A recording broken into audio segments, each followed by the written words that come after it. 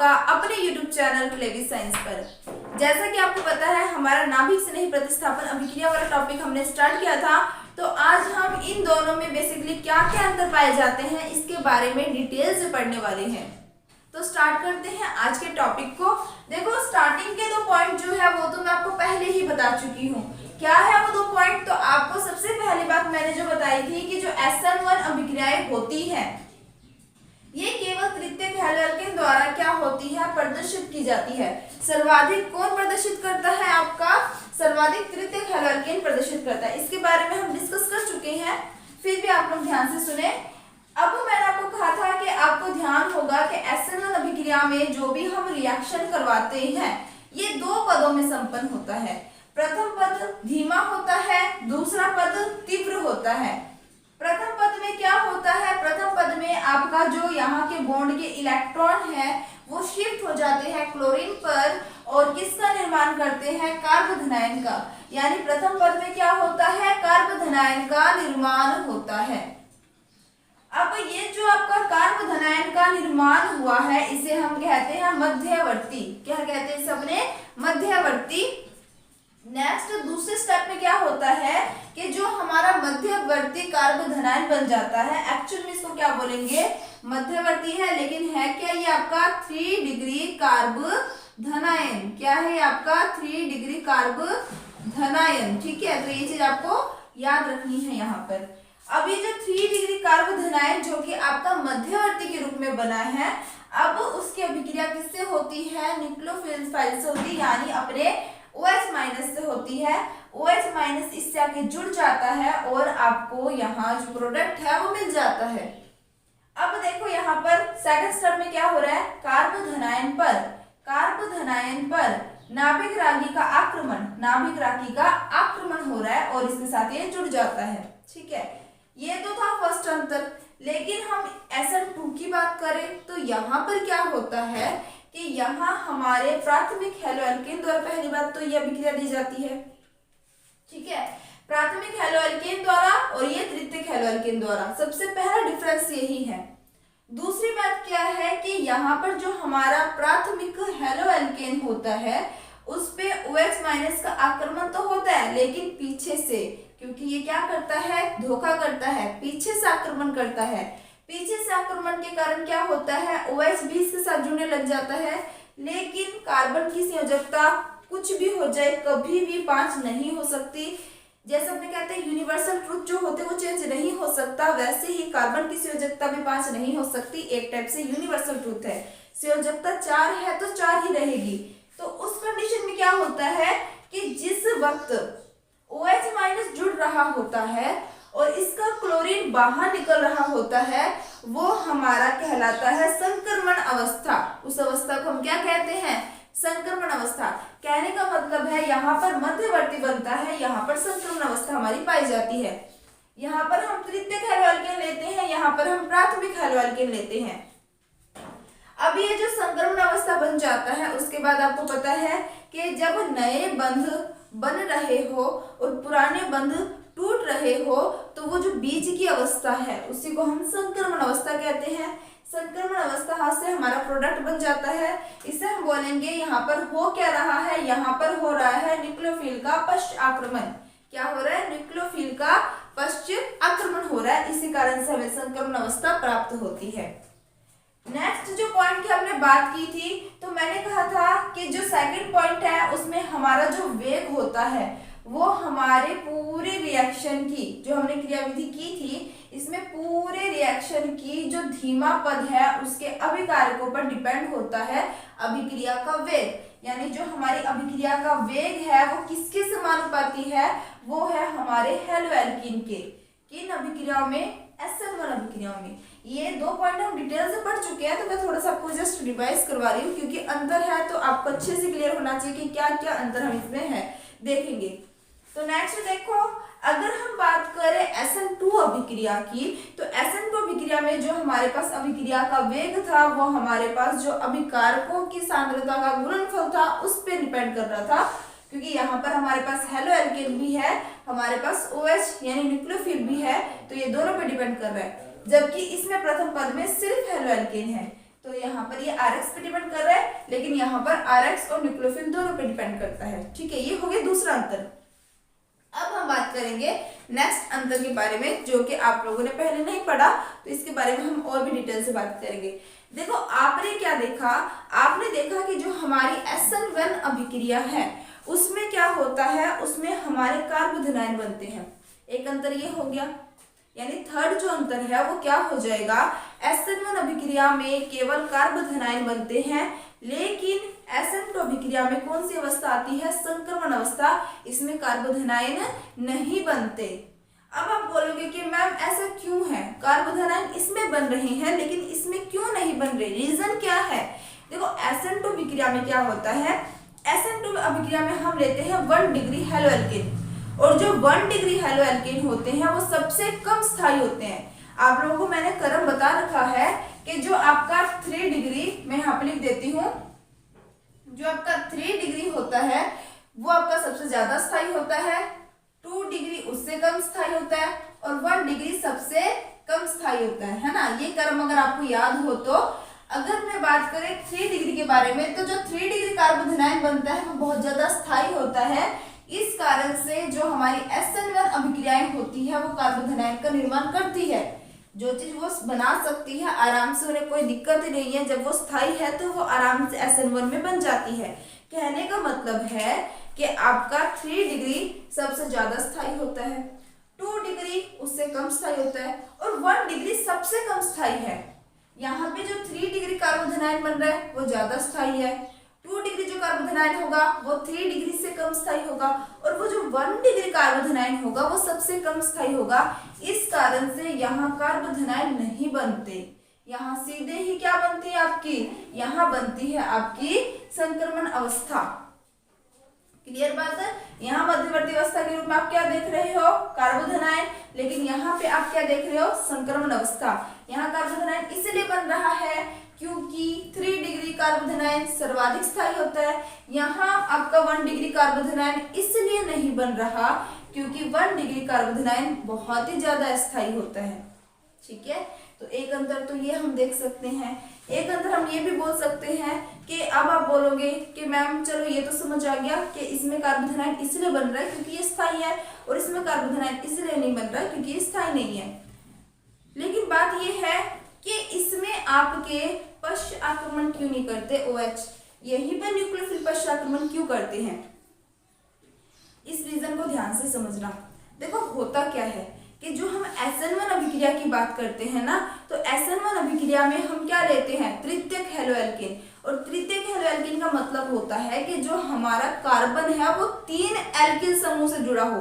3 alkyl समूह जो है, देखो यहाँ पे जो हमारा कार्बन है वो 3 एल्किल समूह से जुड़ा हुआ है। अब ये 3 एल्किल समूह है, ये बड़े बड़े समूह है। जैसे ही OH माइनस, सपोज करना, जैसे ही OH माइनस इस पे पश्च आक्रमण करने की कोशिश करेगा, यहाँ पे 3 बड़े बड़े एल्किल समूह जुड़े हुए हैं जो उसको बाधा पहुंचाएंगे, जो उसे रुकावट उत्पन्न करेंगे, जो उसे हटाने की कोशिश करेंगे, यानी जो इन्हें आराम से पश्च आक्रमण नहीं करने देंगे। यानी SN1 अभिक्रिया में क्या होता है, SN1 अभिक्रिया में जो हमारे पास कार्बोधनाइन बनते हैं, ठीक है, कार्बोधनाइन लेके चलते हैं, जो हमारे पास हेलोएल्केन बनते हैं, वो हेलोएल्केन में क्या होते हैं, आपके तृतीयक, मतलब 3 डिग्री ले रहे हैं तो 3 आपके एल्किल समूह होंगे, और 3 एल्किल समूह जो है ना वो क्या कर रहे हैं, OH को रोक रहे हैं पश्च आक्रमण से। यानी कहने का मतलब है कि जैसे मान लो कोई भी महल है, ठीक है, एक महल में आप यूं समझ सकते हो कि 2 महल है, दोनों महल जो है बराबर के हैं, मतलब दोनों ही बहुत सुंदर है, दोनों बड़े बड़े हैं। बाहर से अगर कोई आक्रमण करता है, अगर एक महल में ज्यादा सिपाही है उसे प्रोटेक्ट करने के लिए, और एक महल में उसकी तुलना में बहुत कम सिपाही है, ठीक है ना, मतलब मान लो एक में अगर जितने सिपाही है ना, दूसरे में उसके 3 सिपाही है, 3 गुना सिपाही है, तो ऑब्वियस सी बात है कौन से महल की प्रोटेक्शन सबसे ज्यादा होगी, जिसमें आपके 3 सिपाही हो, जिसमें आपके ज्यादा सिपाही हो। समझ आ रही है बात। जहां सिपाहियों की संख्या ज्यादा होगी वो बहुत अच्छे से अपने महल का प्रोटेक्शन करेंगे, लेकिन जहां सिपाही बेचारे पहले से कम है लेकिन आक्रमण करने वालों की संख्या अगर ज्यादा होगी तो ऑब्वियस सी बात है ना कि वो उसको प्रोटेक्ट नहीं कर पाएंगे और वहां पर अपने बोल सकते हैं महल को नुकसान पहुंचेगा। तो ठीक वही चीज है यहाँ पर क्या है, यहाँ पर आपका तृतीयक हैलो एल्केन है, यानी 3 आपके एल्किल ग्रुप है और ये 3 एल्किल ग्रुप क्या कर रहे हैं, OH माइनस जब पश्चाक्रमण करने की कोशिश करेगा उसे रोकेगा, उसे बाधा उत्पन्न करेगा और रोकेगा बाधा उत्पन्न करेगा तो OH माइनस जो है वो पश्चाक्रमण नहीं कर पाएगा, तब जाके आपका 3 डिग्री हैलो एल्केन जो है वो कार्बोधनाइन का निर्माण करता है। क्लियर बात। लेकिन यहाँ पर क्या है, 1 डिग्री हैलो एल्केन की बात करें तो इसमें एल्केन समूह केवल एक है। महल वाला एग्जांपल समझ आ गया होगा। अब तो ये वो महल है जहां सिपाही कम है, ये वो महल है जहां सिपाही ज्यादा है। जहां सिपाही ज्यादा होंगे प्रोटेक्शन उतना ज्यादा होगा, कोई पश्चाक्रमण नहीं कर पाएगा, लेकिन जहां सिपाही कम है वहां पर वो उनको हार ही मानना पड़ेगा क्योंकि सिपाही की संख्या कम है तो पश्चाक्रमण जो है वो आसानी से होगा। क्लियर बात। यहाँ पर एल्किल ग्रुप क्या है, कम है। एल्किल ग्रुप कम होने के कारण यानी त्रिविम बाधा भी कम होगा। त्रिविम बाधा कम होने के कारण OH माइनस जो है वो आसानी से इस पर क्या कर सकेंगे, आक्रमण कर सकेंगे और आसानी से आक्रमण करेंगे तो हमें यहाँ पे क्या मिल जाएगा, संक्रमण अवस्था। क्लियर बात। और यहाँ पर आपका 3 डिग्री यहाँ पे 1 डिग्री कार्बोधनाइन इसलिए नहीं बन रहा क्योंकि वो स्थायी नहीं होता। यहाँ पे पश्चाक्रमण इसलिए हो रहा है क्योंकि यहाँ एल्किल समूह की संख्या कम होने के कारण, ध्यान से सुनना, एल्किल समूह की संख्या कम होने के कारण त्रिविम बाधा उत्पन्न कम होता है जिस कारण पश्चाक्रमण होता है। लेकिन यहाँ पर त्रिविम बाधा अधिक होने के कारण यहाँ पर पश्चाक्रमण नहीं हो पाता। समझ आई बात। तो देखते हैं इसको। नेक्स्ट ये क्या बोल रहा है, थर्ड पॉइंट कौन अंदर सुनना। थर्ड पॉइंट में बोल रहा है यहाँ मध्यवर्ती कार्बोधनाइन है, यहाँ क्या बनता है आपका मध्यवर्ती कार्बोधनाइन बनता है। लेकिन अगर हम इस वाले पॉइंट की बात करें तो यहाँ कोई मध्यवर्ती नहीं बनता, यहाँ एक संक्रमण अवस्था का निर्माण होता है। यहाँ कोई मध्यवर्ती नहीं बनता, यहाँ एक संक्रमण अवस्था का निर्माण होता है। नेक्स्ट पॉइंट सुनना ध्यान से। फोर्थ पॉइंट में क्या बोल रहा है, यहाँ पश्च आक्रमण नहीं होता क्योंकि एल्किल समूह त्रिविम बाधा उत्पन्न करते हैं, इसलिए यहाँ पहले कार्बोधनाइन का निर्माण होता है जो स्थायी है। क्लियर बात। त्रिविम बाधा उत्पन्न करने के कारण OH का पश्चाक्रमण नहीं होता और यहाँ पे इसका कार्बोधनाइन बन जाता है। और आपको पता है 3 डिग्री कार्बोधनाइन सबसे ज्यादा स्थायी है और जो स्थायी अवस्था है वही बनेगा, ऑब्वियस सी बात है। नेक्स्ट अगर हम इसमें बात करें तो इसमें इसने क्या कहा, यहाँ कार्बोधनाइन का निर्माण नहीं होता क्योंकि बनने वाला कार्बोधनाइन अस्थायी है। यहाँ कार्बोधनाइन का निर्माण इसलिए नहीं हो रहा क्योंकि अगर यहाँ कार्बोधनाइन बनेगा तो उसे हम कहेंगे 1 डिग्री कार्बोधनाइन और 1 डिग्री कार्बोधनाइन आपका स्थायी नहीं होता। जब वो स्थायी नहीं है तो उसको बनाने का फायदा नहीं है। नेक्स्ट देखो, नाभिक रागी का पश्चाक्रमण संभव है क्योंकि त्रिविम बाधा कम है। नाभिक रागी का पश्चाक्रमण संभव है क्योंकि त्रिविम बाधा कम है। आई थिंक इतने पॉइंट आपको समझ आ गए होंगे अच्छे से। तो आप जल्दी से इसका स्क्रीनशॉट ले लो, फिर हम बात करेंगे इसके नेक्स्ट पॉइंट्स के बारे में। अब हम बात करेंगे इसके नेक्स्ट पॉइंट्स के बारे में। तो अब हम जो नेक्स्ट पॉइंट है 4 तक क्लियर हो गया होगा आपको। 5th नंबर पॉइंट की बात करें तो वो है क्रियाकारक की संरचना। क्रियाकारक की संरचना ये आपके लिए बहुत इजी है क्योंकि इसमें आपको ध्यान में रखना है कि भाई क्रियाकारक की संरचना की बात करें तो SN1 अभिक्रिया की क्रियाकारक में कौन ज्यादा स्थायी है, SN2 में कौन स्थायी है, मतलब ये आपको ध्यान में रखना है। तो संरचना की बात करें तो आपको 3 ही संरचना मिलती है। एक तो आप पढ़ते हो 3 डिग्री,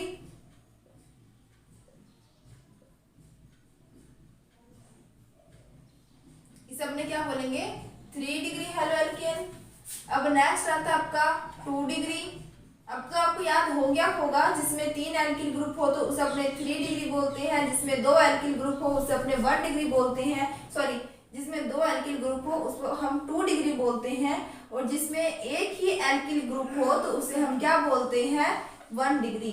तो अपनों यहाँ पे क्रम से लिख दिया है 3 degree haloalkane, 2 degree haloalkane and 1 degree haloalkane. चाहे SN1 अभिक्रिया की बात करें चाहे SN2 अभिक्रिया की बात करें तो सबसे ज्यादा स्थायी कौन सा होता है, तो तो सबसे ज्यादा स्थायी होता है आपका 3 डिग्री, उससे कम स्थायी होता है आपका 2 डिग्री और सबसे कम स्थायी होता है आपका 1 डिग्री।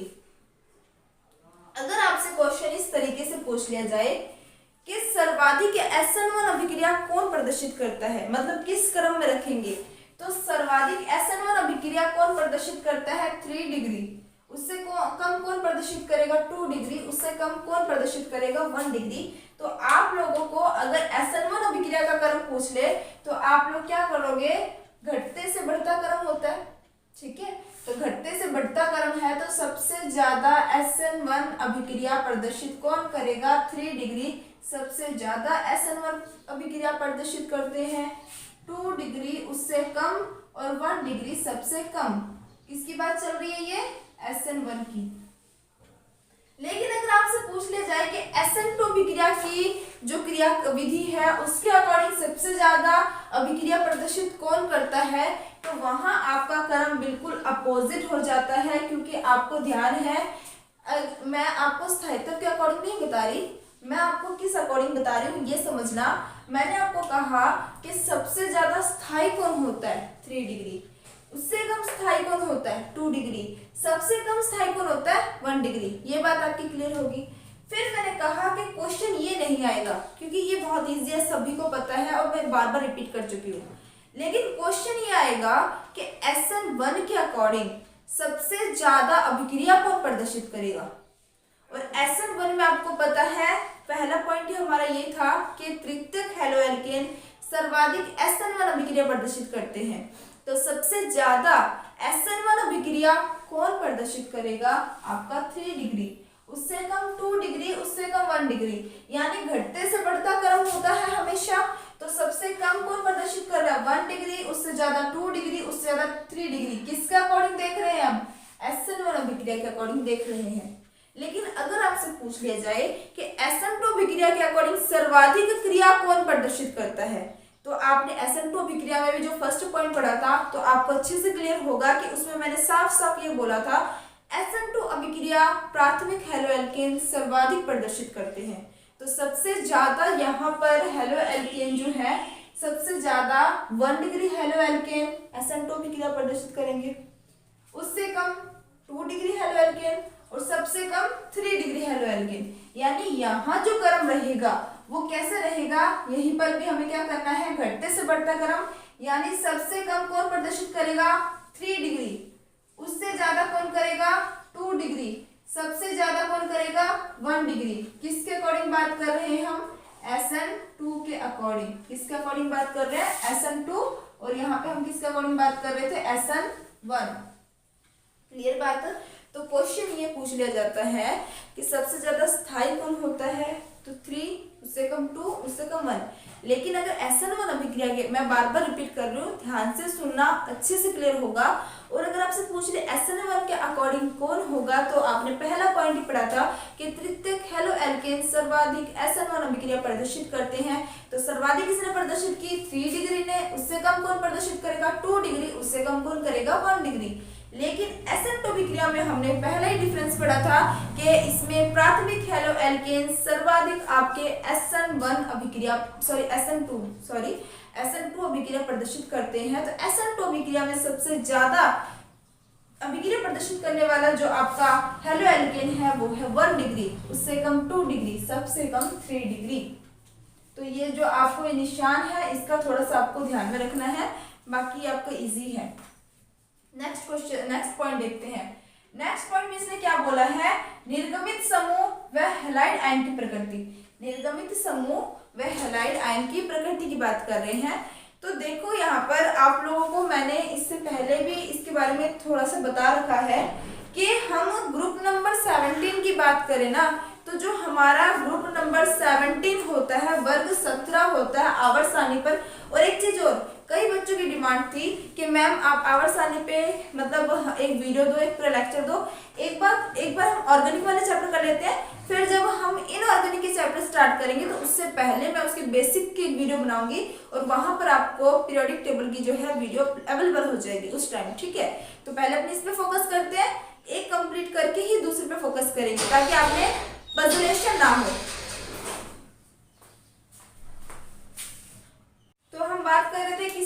नंबर 17 की, तो ग्रुप नंबर जो आपका 17 है उसमें आपने पढ़ा हुआ है कि जो ग्रुप नंबर 17 होता है उसमें हेलोजन आयन, जिसमें उनका क्रम क्या रहता है, पहले फ्लोरीन, फिर क्लोरीन, फिर ब्रोमीन, फिर आयोडीन, सबसे लास्ट में आयोडीन होता है।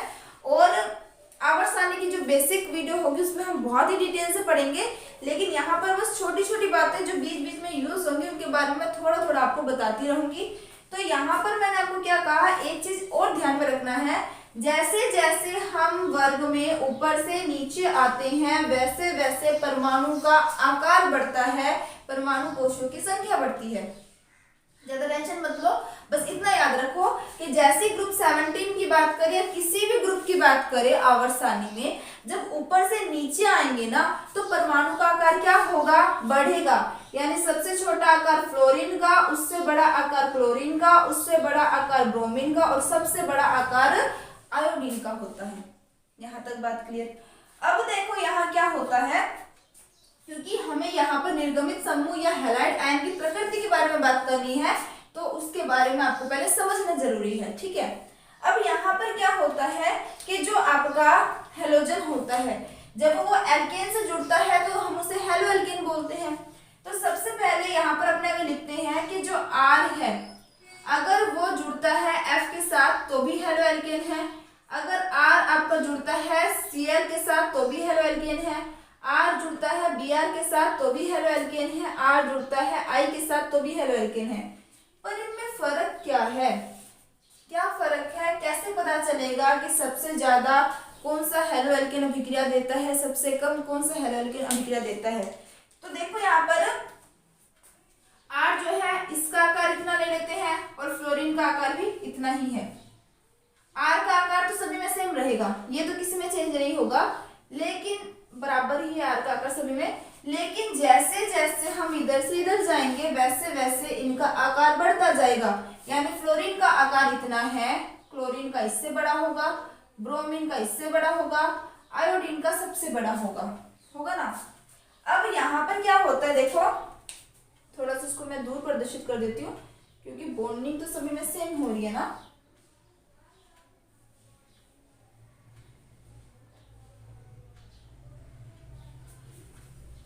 ठीक है, आकार आपको बराबर नहीं लगना चाहिए, कहीं आपको लगे कि मैम ने आकार तो सभी बराबर बना दिए। ठीक है, बस आप इतना ध्यान रखो, फ्लोरीन का सबसे छोटा आकार, क्लोरीन का उससे बड़ा आकार, ब्रोमीन का उससे बड़ा आकार और आयोडीन का सबसे बड़ा आकार। अब देखो आकार इनमें क्या है, इन दोनों में आकार लगभग बराबर है। ठीक है, लगभग बराबर होने के कारण इनमें आकर्षण भी सबसे ज्यादा है। ठीक है, क्योंकि ये माइनस का है, ये प्लस का है, दोनों प्लस माइनस इक्वल के चलेंगे तो आकर्षण सबसे ज्यादा होगा। आकार जैसे जैसे बढ़ता जाएगा आकर्षण वैसे वैसे क्या होता जाएगा, कम होता जाएगा। आकर्षण कम होता है। देखो वैसे सहसंयोजक बंध में होता क्या है, एक मैं आपको छोटा सा कॉन्सेप्ट बता देती हूँ। होता क्या है, जब इस परमाणु का नाभिक इसके इलेक्ट्रॉन को आकर्षित करे और इस परमाणु का नाभिक इसके इलेक्ट्रॉन को आकर्षित करे तो दोनों के मध्य जो बंध बनता है ना उसे हम क्या बोलते हैं, उसे हम बोलते हैं सहसंयोजक बंध। ठीक है, एक्चुअल में ये होता है, लेकिन आपने ज्यादा पजल नहीं होना। देखो एक चीज याद रखना, जैसे जैसे परमाणु का आकार बढ़ता जाएगा वैसे वैसे नाभिक से लेकर बाह्यतम इलेक्ट्रॉन की दूरी बढ़ेगी। सीधी सी बात है ना, कि मान लो फ्लोरीन है, अब ये फ्लोरीन है, फ्लोरीन का नाभिक यहाँ पे होगा, इसका इलेक्ट्रॉन यहाँ पे होगा, नाभिक और इलेक्ट्रॉन के बीच की दूरी कितनी है, बिल्कुल थोड़ी है। लेकिन अगर हमने बात करें क्लोरीन के बारे में तो इसका अगर थोड़ा बढ़ गया तो नाभिक और इलेक्ट्रॉन के बीच की जो दूरी है वो भी बढ़ गई। ब्रोमीन की बात करें तो ये ब्रोमीन का नाभिक है और ये ब्रोमीन का इलेक्ट्रॉन है, इन दोनों के बीच की दूरी और बढ़ गई। और फ्लोरीन जो है इसका नाभिक और इसके बीच की इलेक्ट्रॉन की दूरी सबसे ज्यादा बढ़ गई। नाभिक पे होता है धन आयन, इलेक्ट्रॉन पे होता है ऋण आयन, जो एक दूसरे में आकर्षण पैदा करते हैं और एक दूसरे को अपने बोल सकते हैं स्थायी बनाए रखने का काम करते हैं। अब यहाँ पर देखो जैसे जैसे ऊपर से नीचे आएंगे वैसे वैसे परमाणु का आकार बढ़ता जाएगा। जैसे जैसे परमाणु का आकार बढ़ेगा वैसे वैसे नाभिक से लेकर बाह्यतम इलेक्ट्रॉन की दूरी बढ़ेगी। दूरी बढ़ेगी तो नाभिक का जो आकर्षण था इलेक्ट्रॉन पर वो क्या हो गया, कम हो गया। यही सबसे इंपॉर्टेंट बात है। जैसे ही दूरी बढ़ी नाभिक और इलेक्ट्रॉन के बीच की, वैसे ही आकर्षण क्या हो गया, कम हो गया। आकर्षण कम होने के कारण क्या होता है कि अब जैसे जैसे हम दूरी बढ़ रही है नाभिक से इलेक्ट्रॉन की, दूरी बढ़ने के कारण आकर्षण कम हो रहा है।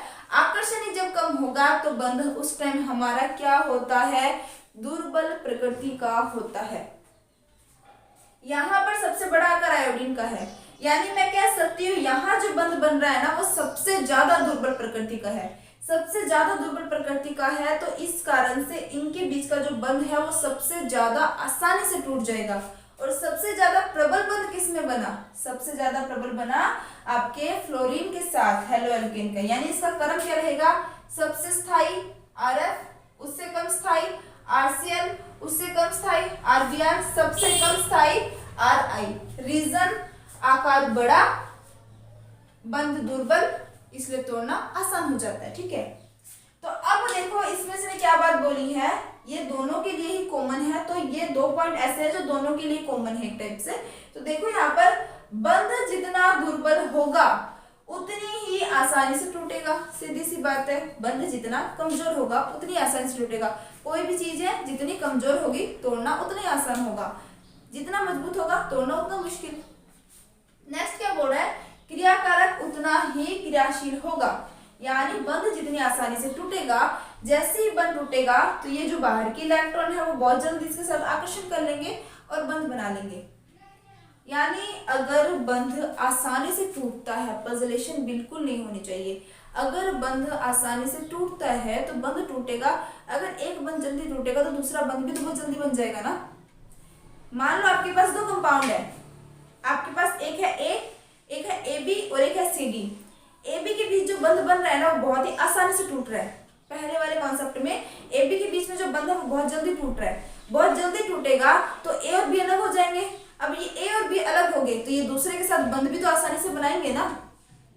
अगर बंध आसानी से नहीं टूटेगा, मान लो A B के बीच में बंध आसानी से नहीं टूट रहा, अगर नहीं टूटेगा तो वो अलग ही नहीं होंगे। अगर अलग ही नहीं होंगे तो किसी दूसरे के साथ बंध बनाने की तो कोई चांस ही नहीं है। समझ आ रही है मेरी बात? कहने का मतलब यही चीज है कि आकार जितना बड़ा होगा बंध उतना दुर्बल होगा, बंध जितना दुर्बल होगा बंध उतनी आसानी से टूटेगा, और बंध जितनी आसानी से टूटेगा उतनी ही उसकी क्रियाशीलता भी ज्यादा होगी, क्योंकि बंध जितने आसानी से टूट रहा है वो उतनी आसानी से दूसरे के साथ जुड़ने के लिए अवेलेबल होगा। समझ आई बात? तो क्या बोला इसने, क्रियाकारक उतना ही क्रियाशील होगा, यानी दूसरे के साथ क्रिया करने के लिए अग्रसर होगा। नेक्स्ट है क्या बोल रहा है, RI बंध सबसे जल्दी टूटेगा।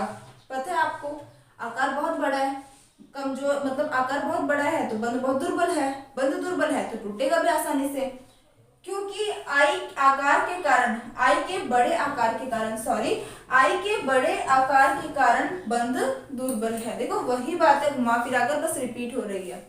ठीक है, तो आई थिंक ये समझ आ गया होगा। तो जल्दी से आप इसका स्क्रीनशॉट ले लो, फिर हम बात करेंगे नेक्स्ट जो पॉइंट्स रह गए उसके बारे में, ताकि हमारा जो SN1 SN2 में अंतर है वो आज कंप्लीट हो जाए।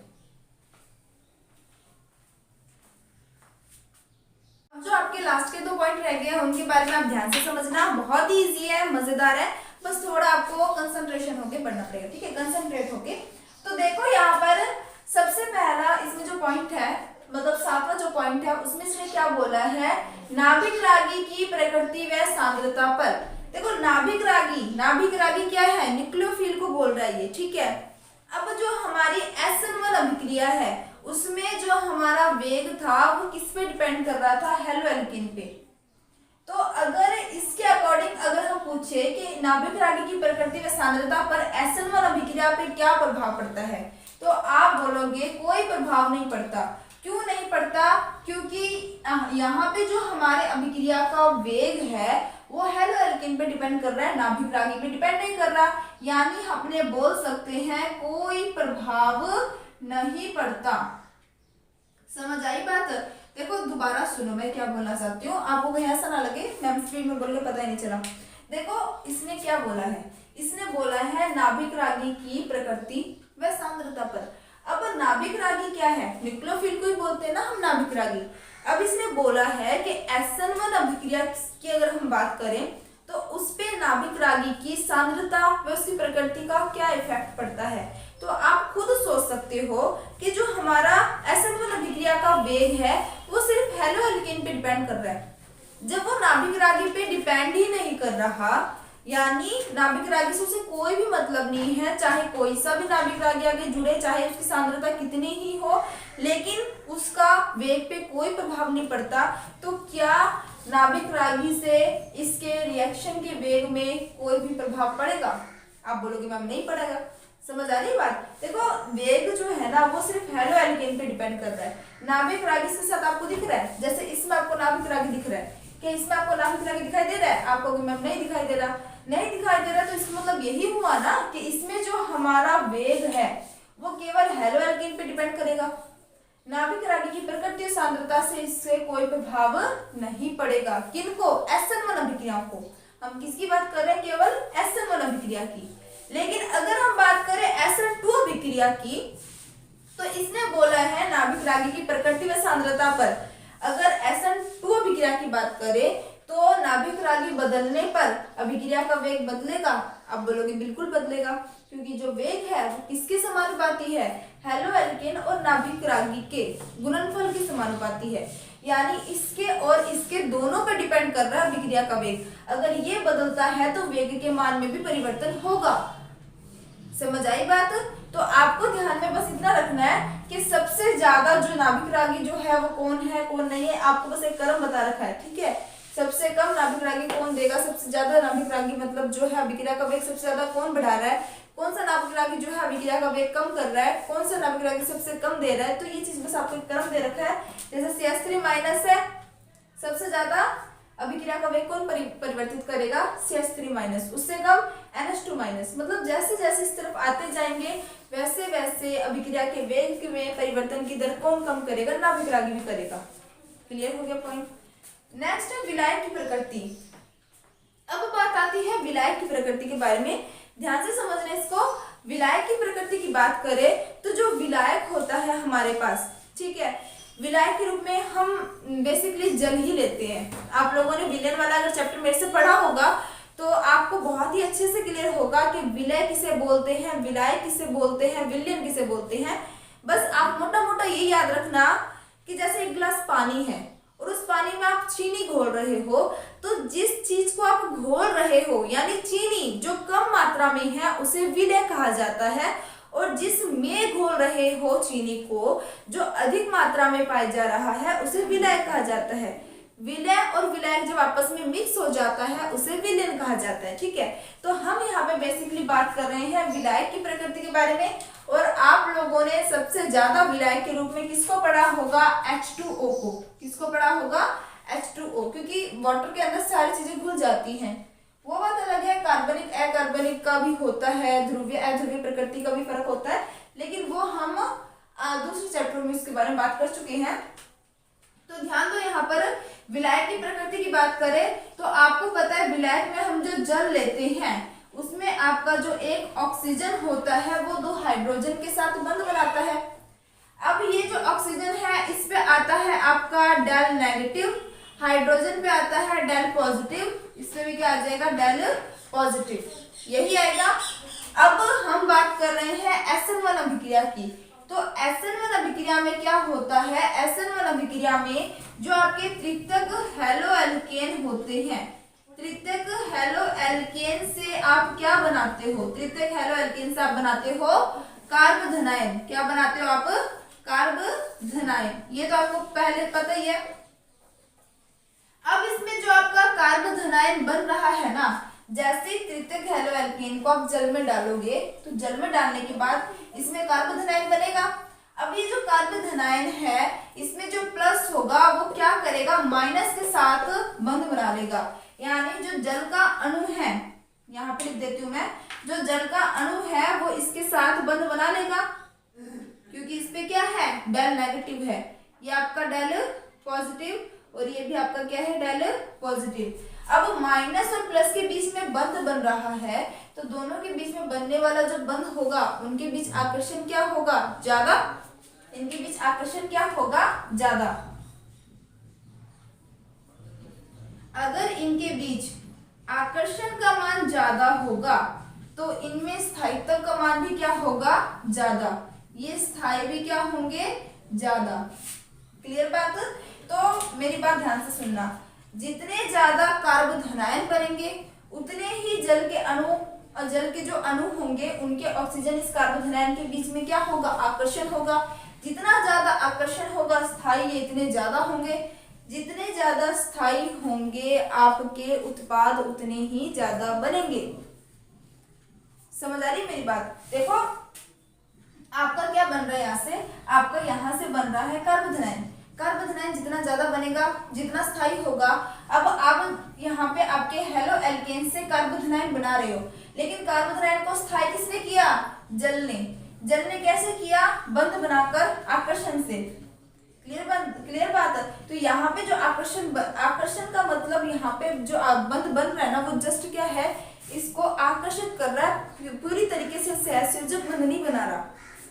पार्श्व ऋणायन का मतलब होता है कि भाई इसमें माइनस चार्ज पूरी तरीके से नहीं है।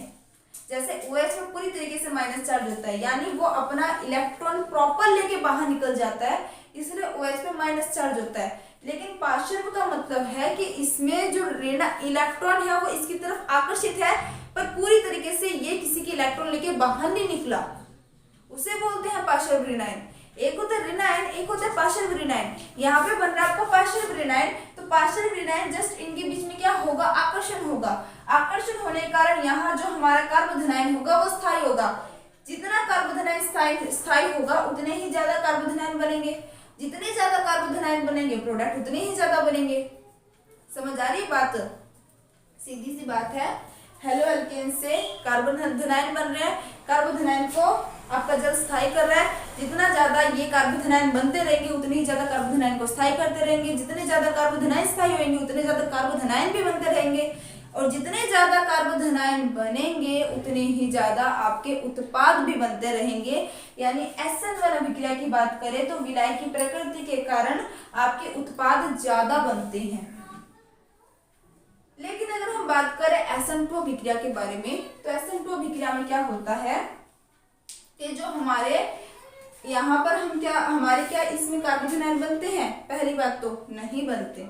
ठीक है, यहाँ पर हम क्या लेते हैं, यहाँ पर पहली बात तो हम लेते हैं 1 डिग्री हेलो एल्केन। क्या लेते हैं, यहाँ पर हम 1 डिग्री हेलो एल्केन। यहाँ पर आ जाएगा आपका H और यहाँ आ जाएगा आपका Cl। ठीक है, अब ये जो 1 डिग्री हेलो एल्केन है, अब ये OH माइनस इस पे क्या करेगा, पश्च आक्रमण करने की कोशिश करेगा।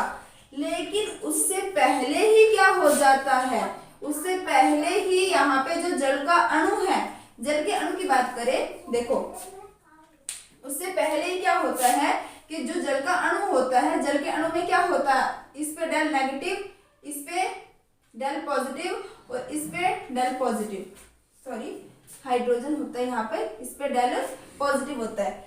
अब SN2 अभिक्रिया में क्या होता है कि जो OH माइनस होता है ना, इसको कौन घेर लेता है, इसको घेर लेता है आपका H+, ये वाला H+ भी घेर लेगा। कहने का मतलब है कि OH माइनस इस पे पश्च आक्रमण करे उससे पहले ही जल के जो पार्श्वधनायन के हाइड्रोजन अणु होते हैं वो इसको चारों तरफ से घेर लेते हैं। चारों तरफ से घेर लेंगे तो इसकी संरचना कुछ इस तरीके से बन जाएगी। मान लो यहाँ पर आपका जल है, मान लो यहाँ पर आपका जल है, मान लो यहाँ पर आपका जल है। ठीक है, तो इनके इस OH माइनस को यहाँ से भी आपका हाइड्रोजन घेर रहा है, यहाँ से भी हाइड्रोजन घेर रहा है, यहाँ से भी हाइड्रोजन घेर रहा है। ठीक है, अब OH माइनस जब चारों तरफ से जल के अणुओं से घिर जाएगा तो क्या वो आसानी से पश्चाक्रमण कर पाएगा? आप बोलोगे नहीं कर पाएगा, क्योंकि इसको किसने घेर लिया है, जल के अणुओं ने चारों तरफ से घेर लिया है। अब जल के अणु अगर OH माइनस को चारों तरफ से घेर लेंगे तो OH माइनस पश्चाक्रमण करने में सफल नहीं हो पाएगा। सफल नहीं हो पाएगा तो इसकी संक्रमण अवस्था नहीं बनेगी, संक्रमण अवस्था नहीं बनेगी तो उत्पाद तो नहीं बनेगा ना। समझ आई बात? तो यहाँ पर यही थोड़ा सा आपको ध्यान में रखना है कि विलायक की प्रकृति की बात करें SN1 अभिक्रिया में तो आपके प्रोडक्ट्स ज्यादा बनते हैं, क्योंकि ये कार्बोधनायन को स्थायी कर रहा है। जितने ज्यादा कार्बोधनायन बनते जाएंगे, ये स्थायी करता रहेगा, बनते जाएंगे, स्थायी करता रहेगा, उतने ज्यादा कार्बोधनायन उत्पाद बनाते जाएंगे। ठीक है, उतने ही ज्यादा कार्बोधनायन उत्पाद बनाते जाएंगे। लेकिन यहाँ पर होता क्या है, यहाँ पर जो OH- है वो पश्चाक्रमण करता है। और विलायक क्या होते हैं, विलायक क्या करते हैं, पश्चाक्रमण करने से पहले ही इसको चारों तरफ से घेर लेते हैं। अगर चारों तरफ से घेर लेंगे तो क्या ये पश्चाक्रमण करने जा पाएगा? नहीं जा पाएगा। इसलिए आपके SN2 अभिक्रिया में विलायक के कारण जो है उत्पाद कम बनते हैं और इसमें विलायक के कारण उत्पाद ज्यादा बनते हैं। अब एक डाउट ना, एक माइंड में आपको क्वेश्चन आना चाहिए जो बहुत अच्छा क्वेश्चन है कि मैम OH- तो यहाँ भी होते हैं, OH- यहाँ भी होते हैं, तो OH- यहाँ पर होंगे तो फिर उसे क्यों नहीं H घेर रहे? तो एक चीज आपको ध्यान रखना है, SN1 अभिक्रिया में जो हमारे अभिक्रिया का वेग है वो OH- पे डिपेंड ही नहीं करता। चाहे OH- को कोई घेरे चाहे ना घेरे, क्या इसको फर्क पड़ेगा? अभिक्रिया का वेग तो बढ़ना है। समझ आ रही बात? अभिक्रिया का वेग डिपेंड किस पे करता है? हेलो एल्केन पे। ये तो डिपेंड नहीं करता OH- पे, इसलिए OH- को चाहे आपकी जल के अणु घेरे भले ना घेरे, इसको कोई फर्क नहीं पड़ता, लेकिन इसको फर्क पड़ता है क्योंकि अभिक्रिया का वेग OH- पे डिपेंड करता है। क्लियर बात? तो मैं जल्दी से इसका लैंग्वेज लिख देती हूँ, फिर उसके बाद आप इसका स्क्रीनशॉट ले लेना।